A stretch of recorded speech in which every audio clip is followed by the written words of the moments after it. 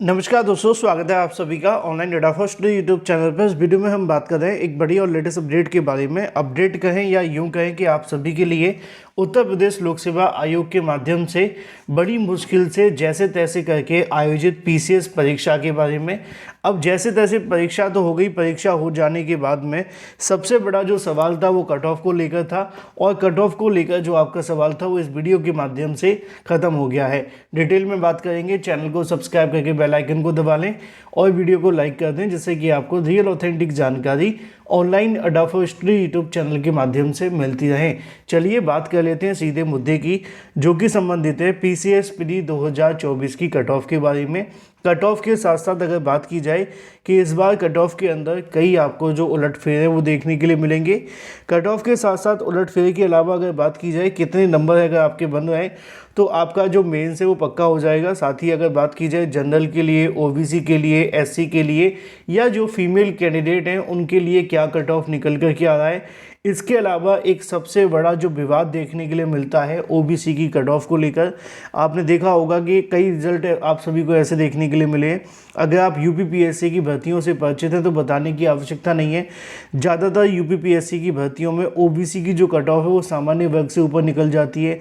EWS की जो cut off है कभी कभी ऊपर निकलती है, कभी नीचे रह जाती है ना। अभी हाल ही में शिक्षक भर्तियों में भी ये विवाद देखने के लिए मिला है। 69,000 में चल रहा है, टीजीटी पीजीटी में भी है। तो ये हर भर्ती के अंदर होता है। इसकी वजह क्या रहती है उस पर भी थोड़ा सा डिस्कस करेंगे और बहुत आपको शॉर्ट में जानकारी उससे संबंधित भी दे देंगे।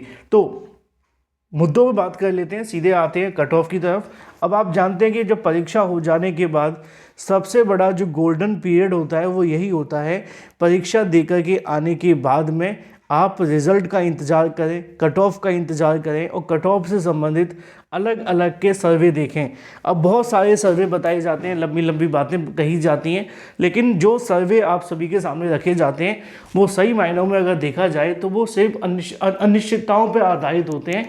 उनका वास्तविकता से कोई लेना देना नहीं होता है। तो सर्वों के चक्कर में ना पड़ें, सही और ऑथेंटिक चीज़ों को आपको समझना है। देखो, जब कोई भी कट ऑफ बनाई जाती है ना तो बहुत सारे ऐसे फैक्टर्स होते हैं जो आप सभी के बनाने के लिए ध्यान में रखे जाते हैं। अब फॉर एग्जांपल अगर मैं आपको बताना चाहूँ कि जो वैकेंसी आप सभी की निकाली गई है उसके अंदर कोई पदों की संख्या आपके लिए निकाली जाती है 1000 पदों पे। ठीक है, मैं एक एग्जांपल दे रहा हूँ। 1000 पदों पे अगर वैकेंसी निकाली गई है, 5 लाख से ज़्यादा अभ्यर्थियों ने उस परीक्षा को दिया है। ठीक है, तो अब यहाँ पर 5 लाख अभ्यर्थी जब 1000 वैकेंसी के लिए लड़ेंगे तो कट ऑफ तो हाई जाएगा, पहला चीज़। दूसरी ये भी देखने के लिए मिलती है कि अगर 1 लाख के लिए 5 लाख लड़ाई कर रहे हैं और अगर वहाँ पे पेपर के पैटर्न को टफ बना दिया जाए तो कितना ही पेपर का पैटर्न हम टफ बना देंगे, ये भी एक बड़ा सवाल है।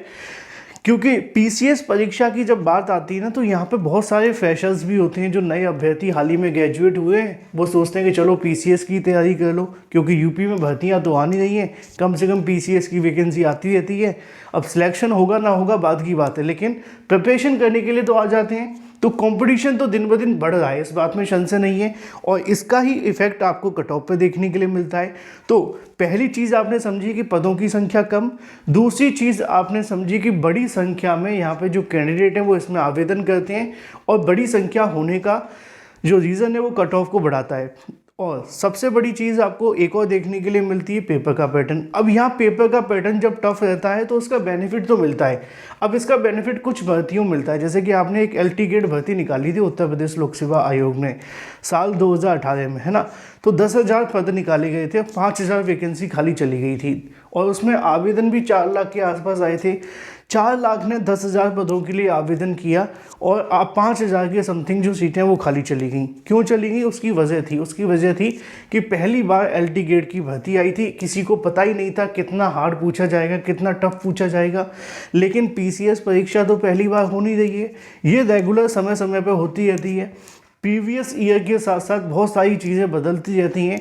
तो यहाँ पे कट ऑफ को लेकर अगर ये कहा जाए कि इस सर्वे के आधार पे ऐसे है या उस सर्वे के आधार पे ऐसे है तो गलत होगा, क्योंकि यहाँ पे जो चीज़ें एक सिस्टमेटिक तरीके से चल रही हैं, अभ्यर्थी खुद अपना आकलन कर लेते हैं। तो फिर भी कट ऑफ को लेकर क्या रह सकता है, मिनिमम से लेकर मैक्सिमम तक पे हम बात करेंगे कि कम से कम कितना जा सकता है, ज़्यादा से ज़्यादा कट ऑफ कितना जाएगा।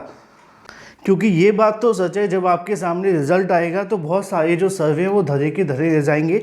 जैसे कि आजकल परीक्षाएं होती हैं, अभ्यर्थी ऑनलाइन तैयारी करते हैं, परीक्षा देने जाते हैं तो ऑनलाइन का कुछ आता नहीं है, सब कुछ आपको किताब में से आ जाता है। तो सेम चीज़ यहाँ पे भी देखने के लिए मिलती है, लेकिन फिर भी एक मिनिमम से मैक्सिमम पे जाएंगे, क्या रहेगा क्या नहीं उस पर बात करेंगे। अब अगर बात करी जाए कट ऑफ के बारे में, ओबीसी को और जनरल की कट ऑफ को लेकर, अब ये जो विवाद है वो आप सभी जानते हैं कि ओबीसी की जो कट ऑफ है वो सामान्य वर्ग से ऊपर कैसे चली जाती है। उसके कई रीज़न रहते हैं। यहाँ पे यूपीपीएससी और यूपीएससी अपनी भर्तियों में एक बार आरक्षण का लाभ देते हैं, बार बार नहीं देते हैं। अब इस पे कोई ओबीसी के अभ्यर्थी मुझे कमेंट करके मत कहना कि सर वो रिलैक्सेशन होता है, आप ऐसे क्यों बोल रहे हैं। मैं नहीं बोल रहा हूँ, ये यूपीपीएससी नियम है, ठीक है ना। तो उन नियम को लेकर आप यूपीपीएससी पर आरटीआई डाल करके जवाब मांग सकते हैं, वो ऐसा करते हैं, ठीक है। मुझे पता है कि इस मामले पे 69,000 में बहस चल रही है, लेकिन ये विवाद है और इसकी वजह से क्या होता है, जब एक बार इनको रिजर्वेशन का बेनिफिट मिल जाता है तो दोबारा बेनिफिट नहीं मिलता। तो ओबीसी वाले अभ्यर्थियों की संख्या बढ़ जाती है, सीटों की संख्या उतनी ही रहती है। सामान्य वर्ग पे जब अभ्यर्थी चयनित होते हैं वो तो चयनित हो जाते हैं, लेकिन उसके बाद में जो सीटें बचती हैं वहाँ पे कहीं ना कहीं ओबीसी की कट ऑफ हाई निकल जाती है। और ओबीसी की नहीं, कई अलग अलग कट ऑफ आई गई हैं, हमने कई बार देखा भी है। अभी जब टीजीटी 2021 का रिजल्ट आया था उसमें ओबीसी की कट ऑफ और ईडब्ल्यूएस की कट ऑफ जनरल से ज़्यादा चली गई थी। मैंने उस पर वीडियो बनाया था, लगभग 1.25 लाख अभ्यर्थियों ने देखा भी है। चलिए ज़्यादा समय न लेते हुए कट ऑफ पे बात कर लेते हैं, क्योंकि कट ऑफ का मुद्दा महत्वपूर्ण है। क्या कट ऑफ रह सकता है जनरल ओबीसी एससी के लिए। अच्छा, आपका स्कोर कितना बन रहा है कमेंट करके बताएं। आप इस कट ऑफ से कितना सहमत हैं वो भी कट ऑफ कमेंट करके बताएं, क्योंकि मुझे पता है कि देखो हर एक 100% रेशियो किसी का नहीं रहता, ठीक है ना। 1-2 नंबर ऊपर नीचे तो जाता ही है। नीचे जाने की उम्मीद कम है, ऊपर जाता है वो बात अलग है, क्योंकि आजकल चीज़ें बहुत सारी आ गई हैं। पेपर लीक भी बहुत बड़ी समस्या रहती है, हालांकि इसमें हुआ नहीं है, लेकिन धांधली जैसी चीज़ें जब आ जाती हैं तो दिक्कत आती है। चलिए मुद्दे पे आते हैं। मुद्दा है सामान्य के लिए कितने रह सकते हैं।